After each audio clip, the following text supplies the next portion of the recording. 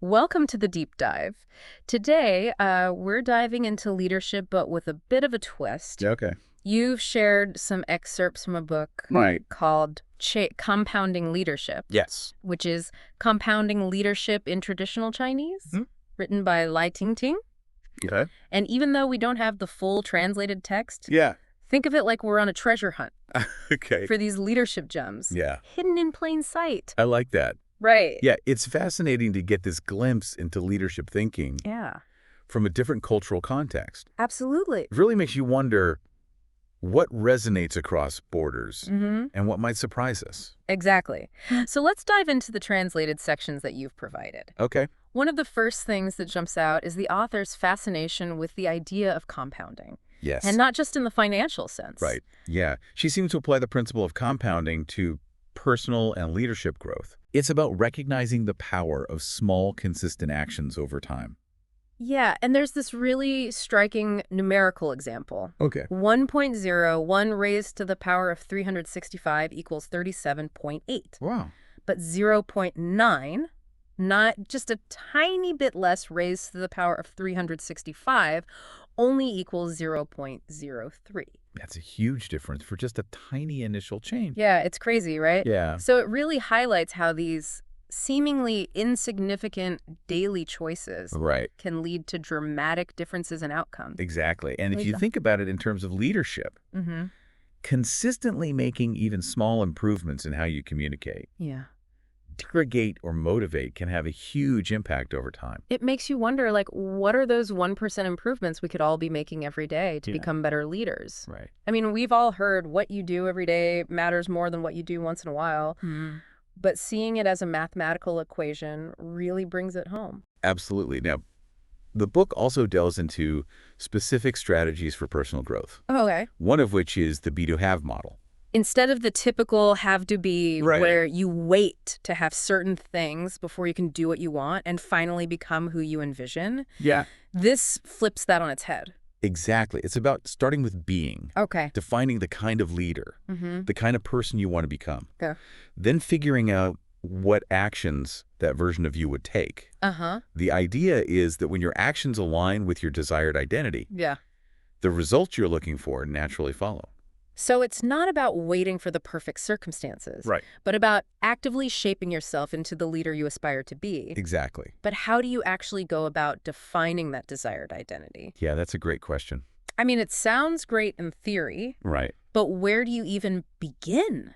The book suggests really reflecting on your values, your strengths, and the impact you want to make. It's about asking yourself, what kind of leader do I admire? Yeah. What qualities do they embody? Right. And how can I cultivate those same qualities within myself? So it's about identifying role models and then reverse engineering their paths in a way. Yeah, in a sense. I can see how that would give you a roadmap, at least. And as you start to embody those qualities, Yeah. your actions naturally align, leading to the results you seek. This reminds me of a story the author shares about her early career experience. She started out taking meeting notes, Okay. a task that some might consider low level, Right. but her commitment to doing it exceptionally well Yeah. actually opened doors to bigger opportunities. That's a great example how impact isn't limited by your job title. Right. By consistently delivering high-quality work, even in a seemingly minor task, Yeah. she gained recognition and responsibility, ultimately leading to a promotion to general manager. It goes to show that sometimes it's not about waiting for the right opportunity. It's about making the most of the opportunity you have. But it sounds like her success wasn't just about hard work, but also about effective communication. You're picking up on a key theme here. Oh, am I? Yeah. The author repeatedly emphasizes the importance of clear communication and avoiding assumptions. Yeah. She even shares an anecdote about a Malaysian boss who was incredibly intelligent, Yes. but struggled with communicating effectively. It highlights that even the brightest minds can stumble if they can't convey their ideas clearly. So regardless of your expertise or seniority, honing those communication skills is crucial for leadership success. Absolutely. It's a good reminder to all of us. And speaking of communication, Yeah. it becomes even more critical when you find yourself leading individuals who were once your peers. Right. Here's another challenge the author addresses. That transition from peer to leader can be tricky. Absolutely. It's like navigating a whole new set of dynamics, right? It is. You're no longer just one of the gang. There's a shift in the power dynamic that needs to be acknowledged and managed carefully. So how do you balance maintaining those friendly relationships with establishing the necessary authority? The book offers 3 pieces of advice. Okay. First, embrace the new dynamic. Okay. Acknowledge that things have changed, and be upfront about those changes with your former peers. So no more casual Friday night drinks with the team. Well, it's not about becoming distant or unfriendly. Okay. It's about setting clear boundaries and expectations. Which brings us to the second piece of advice. Yes. Communicate those expectations clearly. Exactly. No room for ambiguity, right? Right. Be transparent about what you need from your team, how you'll measure success, and the consequences for not meeting expectations. Okay, that makes sense. And the third piece of advice? Maintaining a healthy distance. Wait, so not just setting boundaries, but actually maintaining a certain distance. Yeah. How do you do that without seeming cold or unapproachable? It's a delicate balance. Yeah. It's not about becoming aloof, but about avoiding any perception of favoritism or blurred lines. So no special treatment for your old buddies. Got it. It's about being fair, consistent, Right. and ensuring everyone is held to the same standard, regardless of your past relationship with them. And that, I imagine, can be especially challenging when you're leading people who have more experience than you. That's another common leadership hurdle. Yeah. And one that often triggers feelings of insecurity or self-doubt. Right. But the book tackles it head-on with what it calls the Senior Team Member Interaction Matrix. Okay. It's a framework for analyzing team dynamics and adapting your leadership style based on 2 key factors. The individual's willingness and ability to take on a leadership role. So it's not a one-size-fits-all approach. Exactly. You have to assess each person individually to figure out how to best manage them. You need to consider their motivations, recognize their expertise, and leverage their strengths to benefit the team. Okay, so let's unpack this matrix. Okay. What if you have someone who's both willing and able to lead? Right. I mean, that sounds like a dream scenario, right? It certainly can be. Yeah. In this case, the book suggests empowering them to take ownership of projects and initiatives, delegate responsibility, encourage their input, and recognize their contributions. So it's more about collaboration than issuing orders? Right. You're tapping into their experience and expertise as a valuable resource? Absolutely. But what if you have someone who's eager to take on more leadership, but maybe lacks the necessary skills or experience? I'm guessing that's where coaching and mentorship come in. You got it. Invest in their development. Okay. Provide opportunities for growth and offer constructive feedback. Right. It's about nurturing their potential and guiding them towards success. So you're still giving them that leadership experience. Yeah. But with a safety net makes sense. Now, what about those who are highly capable, but maybe less interested in taking on a more prominent leadership role? That can be a bit trickier. Yeah. The key here is to acknowledge and appreciate their expertise. Okay. Making sure their contributions are recognized and valued. So you're not necessarily trying to push them into a leadership position. Right. But you're still making them feel like a vital part of the team. Exactly. You might not be able to change their desire for a more behind-the-scenes role, but you can still foster a sense of purpose and belonging within the team. Okay, that leaves us with the final quadrant. Okay. Those who are neither willing nor able to lead. Right. What's the best approach in that situation? Yeah. It seems like a tough spot to be in. It can be. Both for the leader and the team member.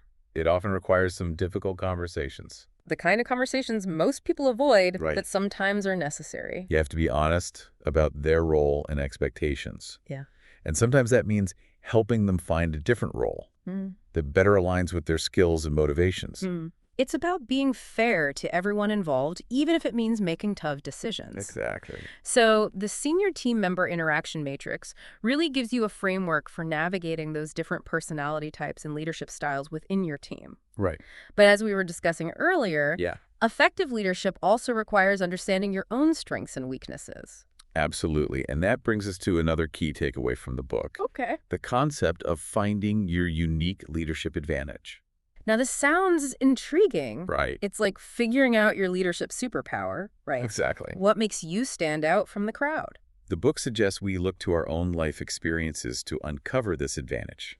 So it's not about following a generic leadership formula, Right. but about drawing from your own unique journey. Precisely. It could be something from your upbringing, Okay. your relationships, past jobs, even your hobbies. Yeah. Anything that has shaped your worldview and taught you valuable lessons. It's about mining those personal aha moments for the wisdom they hold. Yes, those aha experiences, whether positive or negative, Right. become part of your leadership toolkit. Uh-huh. The book argues that these genuine insights rooted in personal experience often have a far more profound impact than theoretical knowledge. It's like the difference between reading about something and actually experiencing it firsthand. Okay, so we've got these powerful frameworks for understanding both ourselves and our teams. Right. But there's still that bigger question looming. Yeah. How do we connect our work to a greater purpose? And how do we help our team members find that same sense of purpose? Exactly. That's what we'll be exploring next. Welcome back. Yeah. Let's delve deeper into this idea of connecting work to a greater purpose. Okay. It's a question that many leaders grapple with. Because if we're being honest, we've all had those days where we wonder, like, what's the point of all of this? Right. And if we're feeling that way, imagine how our team members might feel Right. if they don't see the bigger picture. Right. It's about going beyond the day-to-day tasks and deadlines and tapping into something more meaningful, something that resonates with people on a deeper level. But finding that shared purpose, Right. especially when everyone comes from different backgrounds with different motivations, that can feel daunting. It can't. Where do you even start? Yeah, the book doesn't offer a prescriptive formula, Okay. but it does provide some thought-provoking insights. Okay. Remember that anecdote about the author's Malaysian boss? Yeah, I remember thinking it was a good reminder to work on our communication skills no matter how smart we think we are. But I'm curious, what else does that story tell us about finding purpose? It highlights the importance of observation and empathy. Okay. This boss, despite his communication challenges, Yeah. was a master at understanding people. Okay. He could see what made them tick, what they cared about, what drove them. So he wasn't just barking orders, he was taking the time to understand his team as individuals, figure out their motivations. He could then connect their individual passions to the larger goals of the organization. It's a skill that any leader who wants to inspire purpose needs to cultivate. It's about actively listening to your team, getting to know them as people, not just employees. Right. And then using that knowledge to help them see how their work contributes to something bigger than themselves. It's not about imposing a generic mission statement, Right. but about finding those individual threads of purpose and weaving them together into a cohesive whole. It's like creating a tapestry where each thread represents a team member's unique contribution to the overall picture. Yeah. I like that analogy. And, the book also hints at another powerful tool for inspiring purpose. Okay. Storytelling. Okay, I'm intrigued. How do stories help people find purpose? Think back to that numerical example about the power of compounding. The 1 versus 0.99 thing? Yes. Small differences, big impact. Small differences, but big impact stories have a similar compounding effect. They stick with us, they shape our beliefs, they inspire us to act. So instead of just giving directives, you share stories that illustrate why the work matters. Stories that make an emotional connection. Precisely. Stories that connect the dots between individual effort and the larger impact they're making. Yeah. Stories that bring the mission to life and give it a human face. This makes me think about that simple yet profound piece of advice from the author's former boss. Make people feel good. Ah, yes, that golden rule of leadership. Yeah. And it makes people feel good. What? Feeling like they are part of something bigger than themselves, that their work has meaning and purpose. It's like that feeling you get when you volunteer or help someone in need. Right. That warm, fuzzy feeling of making a difference. Exactly. Except in this case, you're getting that feeling from your job. Right. Which is pretty amazing when you think about it. It can transform a group of individuals into a high-performing team that's driven by something more than just a paycheck. So as leaders, it's our responsibility to cultivate that feeling, to help our teams see the value and meaning in their work. It is. But that brings us back to the challenge of understanding our own strengths. Right. And how we can best leverage them to inspire others. Exactly. We were talking earlier about finding our unique leadership advantage. Yes. But how do you actually go about doing that? Yeah. I mean, it sounds great in theory, but it feels a bit abstract. It's about taking a step back and reflecting on your journey. Okay. What experiences, both positive and negative, have shaped who you are as a leader? Yeah. What are the key lessons you've learned along the way? So it's about looking for those aha moments, those times when you had a sudden realization or a shifting perspective. Mm-hmm. But how do you know which experiences are the most relevant to your leadership style? That's a good question. I mean, we all have tons of experiences, but not all of them are necessarily leadership gold. It's a process of sifting and sorting. And sometimes the most valuable insights come from unexpected places. Okay. Think about your childhood, your family dynamics, your first job, your biggest failures, your proudest accomplishments. Wow, okay. What did you learn about yourself in those moments? Yeah. What strengths emerged? Right. What weaknesses were exposed? So it's not just about the big dramatic events, but also the seemingly small everyday experiences that have shaped our values and beliefs. Exactly. Like maybe how you dealt with a difficult sibling taught you how to navigate conflict resolution. Right. Or maybe a childhood hobby sparked a passion for creative problem solving. Exactly. Those experiences, often overlooked, can hold the key to unlocking your unique leadership advantage. It's like those old photo albums we all have tucked away somewhere. If we take the time to slip through them, we might be surprised by the stories they tell us, the things we had forgotten about ourselves. And once you've identified those key experiences, the next step is to connect them to your current leadership challenges. Okay. How can you leverage the lessons you've learned to inspire and motivate your team? So it's about finding those threads of continuity between your past and your present and using your own experiences to guide and mentor others. And that brings us to another crucial aspect of leadership that the book touches upon. Okay. The importance of adapting your leadership style to different situations of individuals. Okay. It's not about finding one right way to lead. Great. But about being flexible and responsive to the needs of your team. Earlier, we discussed how to manage team members with varying levels of experience and willingness to lead. Yes. But beyond that, there's the challenge of dealing with different personalities, different communication styles, different motivations. Right. How do you tailor your approach to get the best out of each individual? Well, one framework the book introduces is the Senior Team Member Interaction Matrix, Okay. which we discussed earlier. Right. It helps you analyze team dynamics and tailor your approach based on individuals' willingness and ability to take on a leadership role. That was a really practical tool. It is. But I'm sensing there's more to it than just slotting people into categories. Right.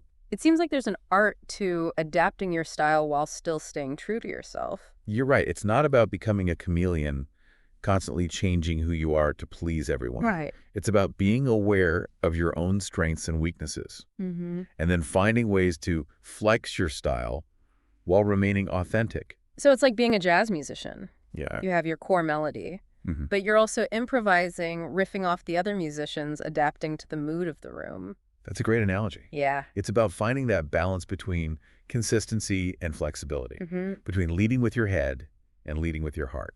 And that balance, I imagine, is something that evolves over time. Right. As you gain more experience and learn from your mistakes. Absolutely. The book emphasizes that leadership is a continuous journey, not a destination. It's about constantly seeking new knowledge, challenging your assumptions, and growing alongside your team. It's about embracing the fact that you'll never have all the answers. Right. But you're committed to learning and growing along the way. And part of that growth involves seeking out mentors and role models. Yeah. Learning from those who have navigated similar challenges.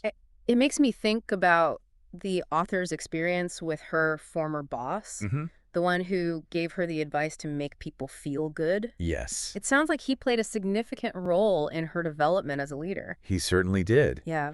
And it highlights the importance of seeking out those who can offer guidance and support, whether it's a formal mentor, a trusted colleague, or even a friend or family member. It's about recognizing that we don't have to figure everything out on our own. Right. That there's wisdom to be gained from others who have walked the path before us. And that leads us to another crucial aspect of leadership that we haven't explicitly discussed yet. The importance of self-care. Oh, that's a good one. Yeah. I feel like self-care is often overlooked, especially in the fast-paced, demanding world of leadership. It's easy to get caught up in the pressure to perform, to always be on. Right. To put the needs of the team ahead of our own. But the book subtly emphasizes that In order to effectively lead others, we need to take care of ourselves first. It's like that saying about putting on your own oxygen mask before helping others. Yes. You can't pour from an empty cup. If you're burnt out, stressed, and running on fumes, you're not going to be your best self. Yeah. And that will inevitably impact your leadership. So what are some practical ways leaders can prioritize self-care? Yep. What does that even look like in the midst of a busy schedule? It looks different for everyone. Okay. But it might involve things like setting boundaries, Okay. delegating tasks, Mm-hmm. making time for activities that recharge you, and seeking support when you need it. It's about recognizing your limits. Yeah. And giving yourself permission to rest, recharge, and step away when necessary. And that brings us full circle to the idea of compounding. Okay. Small, consistent efforts towards self-care. Just like small, consistent efforts in any area of leadership can have a significant impact over time. It's about recognizing that taking care of ourselves is not selfish. It's essential. And when we model that behavior for our teams, we create a culture that values well-being and sustainability. And that, I think, is a powerful legacy to leave behind. So we've talked about the power of compounding, finding our unique leadership advantage, and the importance of self-care. But let's circle back to that question of purpose that we keep kind of dancing around. How do we actually help our teams connect their work to something bigger, something that truly resonates? Yeah, that's the heart of it, isn't it? Yeah. It's one thing to understand these concepts ourselves. Right.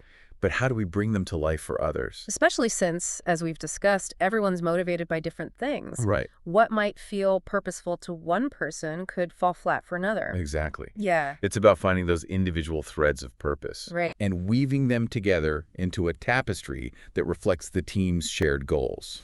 And that takes a lot of listening, observing, and understanding individual motivations. Absolutely. It's about making those individual connections. Yeah. When you understand what makes people pick, what their values and aspirations are, you can start to frame the work in a way that resonates. So it's less about giving a grand sweeping speech about the company's mission, Right. and more about having those one-on-one conversations where This- you help people see how their individual contributions fit into the bigger picture. Exactly. It's about making it personal. Okay. And sometimes the most effective way to do that is through storytelling. We talked about the power of stories earlier, how they can have a simile compounding effect as those small daily actions. Right. But how do we use stories specifically to inspire purpose? Think about stories that connect the dots Okay. between individual efforts and the larger impact they're making. Stories that bring the mission to life, not through abstract concepts, but through real-world examples and human experiences. It's about showing, not just telling why the work matters. Precisely. And remember that piece of advice we keep coming back to, make people feel good. Yeah. Well, what better way to make people feel good than to help them see how their work contributes to something meaningful, something that makes a positive difference in the world? It's about tapping into that intrinsic motivation, that desire to make a difference that I think most of us have. And when you can tap into that, it's amazing what people can accomplish. Right. It transforms individuals into a cohesive, high-performing team driven by a shared purpose. It sounds like finding and cultivating that sense of purpose is an ongoing process. It is. Not a one-time fix. Absolutely. It requires constant attention, open communication, Yeah. and a willingness to adapt as your team and the world around you evolve. This has been such an insightful deep dive into the world of compounding leadership, It has. even though we only had glimpses into the book. We've uncovered so many valuable nuggets of wisdom. And it reinforces that leadership isn't about having all the answers. Right. It's about being curious, being willing to learn and grow, Yeah. and being committed to helping others do the same. It's about those small, consistent actions, those 1% improvements we make every day that ultimately lead to the biggest transformations both in ourselves and in those we lead. Well said. So on that note, Yeah. we'll leave you with a final thought to ponder. Okay. As the book suggests, true leadership is about inspiring others to reach their full potential. And a big part of that is helping them connect their work to a greater purpose. Absolutely. So ask yourself, what stories can you share? Yeah. What experiences can you draw on to illuminate that purpose for your team? How can you help them see the impact of their contributions, not just today, but in the long run? Because when people feel like their work matters, when they're driven by something bigger than themselves, Yeah. that's when the magic happens. Thanks for joining us on this deep dive.